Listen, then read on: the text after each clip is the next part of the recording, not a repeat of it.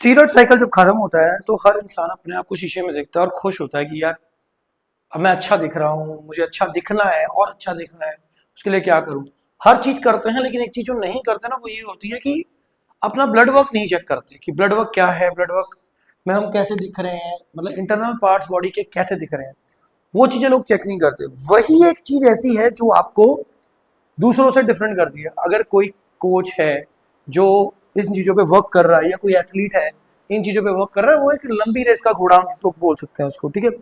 तो सबसे इंपॉर्टेंट चीज के ऊपर ही आज हम बात करने लगे हैं कि ब्लड वर्क को फिक्स कैसे करना है, ठीक कैसे करना है after your steroid cycle ends. तो वीडियो पे जाने से पहले हमारी टीम का नंबर नोट कर लो 9873011160, जो कि मिस्टर नमन का है, और मिस्टर नमन से आप बात कर सकते हैं व्हाट्सएप के ऊपर। किसी तरह का भी आपको स्टफ चाहिए, कुछ भी चाहिए, आप उनसे बात करके वो चीज वहां से परचेज कर सकते हैं। कोई नॉलेज चाहिए कि रिगार्डिंग का courses, that is also available. हमारा इंस्टाग्राम हैंडल है एनाबॉलिक आर्क ARCC, एंड और वेबसाइट इज www.thebodybuildingdoctor.in, जिसके ऊपर जाके आप सारे ब्लॉग्स पढ़ सकते हैं। ब्लॉग्स के अंदर बहुत सारी जानकारी है कि कैसे HCG यूज करना है, कैसे क्या चीज यूज करनी है और क्या क्या करना है, वो सब वहां पे जानकारी है, आप वो कर सकते हैं। सो वीडियो पे जाने से पहले वीडियो को लाइक कर लो, चैनल को सब्सक्राइब कर लो और ज्यादा से शेयर कर दो ताकि लोगों तक पहुंच सके।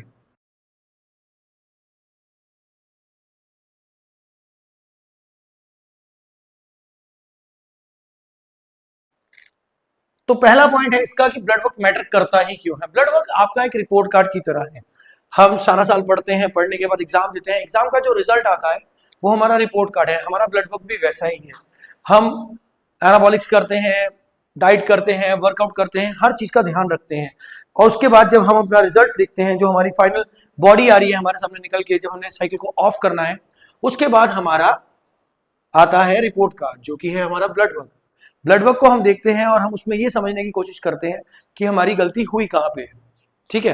तो ये चीजें जो है ये यहाँ पे काम आती है। अगर हम ब्लड वर्क को मिस कर रहे हैं तो कहीं ना कहीं हम अपने इंटरनल ऑर्गन्स के साथ खिलवाड़ कर रहे हैं या इंटरनल ऑर्गन्स को हम खराब करने की कोशिश कर रहे हैं। क्योंकि अगर हम लंबे समय तक चलना चाहते हैं और एक लॉन्ग टर्म गेम करना चाहते हैं तो blood work is very very important, and ignoring blood work can lead to your silent damage, ठीक है। इसलिए ब्लड वर्क बहुत जरूरी है। अब कॉमन पोस्ट साइकिल प्रॉब्लम्स होती कौन कौन सी है जब हम ब्लड वर्क नहीं करते, तो कौन कौन सी प्रॉब्लम्स हम लोगों को फेस करनी पड़ती है। उनमें से पहली जो मेन प्रॉब्लम है दैट इज हार्मोनल सप्रेशन। हमारे हार्मोन सप्रेस करते हैं, ये सबको पता है, ये सबके साथ होता है। HPTA एक्सिस ने सप्रेस होना ही होना है जब कभी हम साइकिल करते हैं, ठीक है। ये तो है नहीं कि हम साइकिल कर रहे हैं तो HPTA सप्रेस नहीं होगा, दैट इज नॉट पॉसिबल, वो पॉसिबिलिटी नहीं है। तो HPTA तो सप्रेस होना ही होना है। HPTA के साथ साथ आपका LH, FSH, टोटल टेस्टोस्टेरोन, ये सब कुछ सप्रेस होता है, प्लस हमारा एस्ट्रोजन प्रोलैक्टिन पे भी फर्क पड़ता है। यानी कि ओवरऑल हार्मोनल डैमेज हमें होनी ही होनी है। प्रिकॉशन जरूरी है, लेकिन LH और FSH ऐसी चीजें हैं जिनका सप्रेशन 100% होगा ही होगा। आप जितना मर्जी कोशिश कर लो, जितना मर्जी HCG चला लो, जो मर्जी चला लो, जो चीजें नहीं होंगी वो टेस्टिकुलर ट्रॉफी वगैरह है HCG को यूज करने से, लेकिन स्टिल LH और FSH की सप्रेशन होगी। हार्मोन सेपरेशन सेकंड आता है लिवर स्ट्रेस। लिवर पे स्ट्रेस आएगा ही आएगा जब कभी आप एनाबॉलिक्स यूज कर रहे हो, यानी कि आपके ALT, AST, जिसको आप SGO, DSGPT बोलते हो, वो चीजें ऊपर नीचे आएगी। Then comes your cholesterol damage, जो आपके लिपिड्स हैं, जिसके अंदर आप ये बोलते हो कि हमारे जो गुड कोलेस्ट्रॉल है वो कम हो जाएगा, LDL HDL जो है, ठीक है। तो जो हमारा बैड कोलेस्ट्रॉल है वो हाई हो जाएगा, होना ही है, क्योंकि ऑब्वियसली बात है आप एनाबॉलिक्स का कंजप्शन कर रहे हो। Then comes your kidney function. Kidney function में आपका BUN, blood urea nitrogen, creatinine level, ठीक है, ये चीजें ऊपर नीचे आ सकती हैं। Then comes your haematocrit level, जो ब्लड थिकनेस है उसको हम हेमाटोक्रिट लेवल बोलते हैं। इसमें आपके RBC का काउंट बढ़ जाता है। ये मेन प्रॉब्लम्स हैं जो पोस्ट साइकिल में हर इंसान को फेस करनी पड़ सकती हैं। कोई इतना भी नहीं है कि देखो, जैसे पिछली वीडियो में मैंने समझाया कि ये फिंगरप्रिंट मेडिसिन है। फिंगरप्रिंट मेडिसिन का मतलब है जैसे जैसे हमें इसके इफेक्ट्स फिंगरप्रिंट मेडिसिन की तरह आते हैं, साइड इफेक्ट्स भी वैसे ही आते हैं। जरूरी नहीं है कि सभी साइड इफेक्ट सभी को आएंगे। जैसे कोलेस्ट्रॉल डैमेज जरूरी नहीं है, अगर आपने CQ10 वगैरह चला रखा है शुरू में तो नहीं दिक्कतें आती, नहीं चलाया तो दिक्कतें आएंगी। लोग मेरे पास ऐसे भी आते हैं, सर मैं वेज हूँ, मैं फिश ऑयल भी नहीं खा सकता। भाई फिश ऑयल का मतलब ये थोड़ी है कि तुम्हें ओमेगा से पता नहीं क्या मिल रहा है, तुम्हारा हार्ट कैसे हेल्दी रहेगा। हार्ट हेल्दी रखने का एक ही वे है, that is your fish oil. नहीं तो फिर आप बाद में और मेडिसिन चलाओ, ठीक है। Then comes how to fix them. खराबी तो आ गई है, लेकिन अब इसको फिक्स कैसे करना है, जो हमारी वीडियो का टाइटल भी है। सबसे पहले आता है हार्मोनल सप्रेशन। हार्मोनल सप्रेशन में हम सबसे पहले एक अच्छे लेवल पे PCT करते हैं।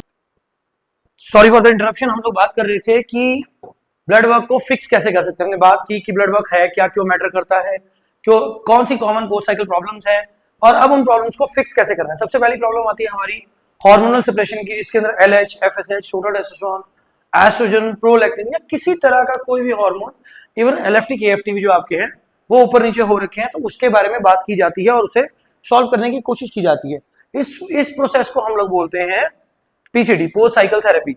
अब पोस्ट साइकिल थेरेपी करने के लिए जो नॉर्मल टर्म्स हमारे पास अवेलेबल है, they are Clomid and नॉल्वाडेक्स।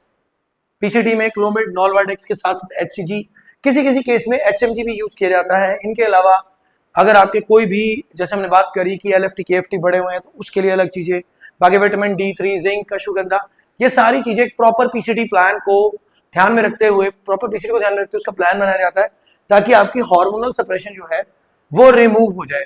Second आता है आपका लिवर स्ट्रेस। लिवर स्ट्रेस के अंदर टुडका, नैक, ग्लूटाथियोन, ये चीजों का यूज होता है। अगर ड्यूरिंग साइकिल आपने यूडिलिव यूज करी है तो लिवर पे स्ट्रेस आने के चांसेस बहुत कम हो जाते हैं। तो बहुत से लोग यूडिलिव इस वजह से भी यूज नहीं करते क्योंकि वो महंगी होती है। तो उसके लिए आप एक काम कर सकते हो, आप यूडिलिव को जेनरिक फॉर्म में ले सकते हो, जहां यूडिलिव जो आपकी एथिकल में है वो 900-1000 के आसपास आती है, वहीं जेनरिक में वो 300-350 रुपए की मिल जाएगी आपको।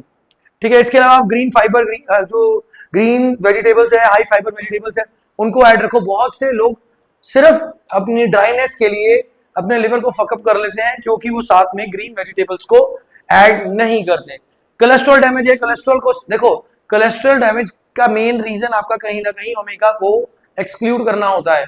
मैं इसीलिए हमेशा मैं बोलता हूं कि जब कभी आप एनाबॉलिक्स यूज कर रहे हो तो अपने माइक्रोज और माइक्रोज के साथ साथ एसेंशियल्स भी पूरे करो। एसेंशियल्स के अंदर सबसे बड़ी चीज होती है आपकी फिश ऑयल, ओमेगा। बहुत से लोग नॉनवेज नहीं खाते, सो उनका मेरे पास भी क्वेश्चन रहता है कि सर हम नॉनवेज नहीं खाते तो फिश ऑयल नहीं खाएंगे। फिश ऑयल ऑल्दो नॉनवेज है लेकिन उसका कोई ऑल्टरनेटिव नहीं है। आप जितने मर्जी चिया सीड्स खा लो, जितना मर्जी कुछ कर लो। ओमेगा 3, CQ10, देन आपके पास आता है नाइसिन नाम से भी एक प्रोडक्ट आता है, ये भी आपके हार्ट को हेल्दी रखने के लिए हेल्प करता है। बाकी कार्डियो करते रहो ताकि कोलेस्ट्रॉल लेवल्स जो है वो नॉर्मल रहे। इवन आप गेनिंग में भी हो तभी भी आप ऑल्टरनेट डेज पे कार्डियो कर सकते हो, तो वहां से आपका जो कोलेस्ट्रॉल डैमेज है वो कम हो जाएगी। किडनीज के लिए सबसे बेस्ट ऑप्शन होता है आपका 3 से 4 लीटर पानी पीना। Non steroidal anti inflammatory drugs होते हैं जिनको नसेड बोल देते हैं, non steroid anti inflammatory drugs, इनको अवॉइड करो क्योंकि क्या होता है ज्यादातर आप पेन किलर्स के तौर पे इनको लेते हो। कॉम्बिफ्लैम, वॉवरन, कोई भी मसल रिलैक्सेंट, वो सारे इसमें आते हैं। जब आप इनको लेते हो इनका भी डायरेक्ट इफेक्ट जो है वो आपकी किडनीज के ऊपर ही आता है। ठीक है, एक जगह मैंने पढ़ा था कि क्रैनबेरी एक्सट्रैक्ट भी इसमें काम आता है कि अगर आपकी किडनी फंक्शन में कोई दिक्कतें हैं तो। लास्ट आता है ब्लड थिकनेस।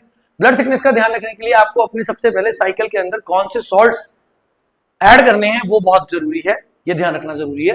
सेकंड पार्ट में आपको ये ध्यान रखना जरूरी है कि रेगुलर ब्लड वर्क कराते रहो। कहीं पे आपको आपका हेमाटोक्रिट लेवल बढ़ता दिख रहा है तो वहीं पे साइकिल को स्टॉप करके अपने प्रॉपर नॉर्मली उसको चेक करो, क्या बोलते हैं, अपना चेक करो कि क्यों बढ़ रहा है आपके आरबीसी काउंट। अगर बहुत ज्यादा है आप एस्पिरिन भी ऐड कर सकते हो, एस्पिरिन लेकिन उन लोगों को नहीं दी जा सकती जिनका बीपी ऑलरेडी हाई होता है।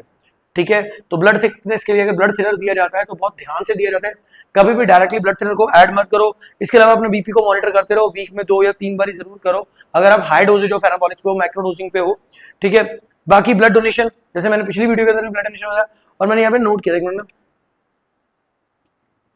हाँ, वो होती है फ्लेबोटॉमी, PHLEBOTOMY।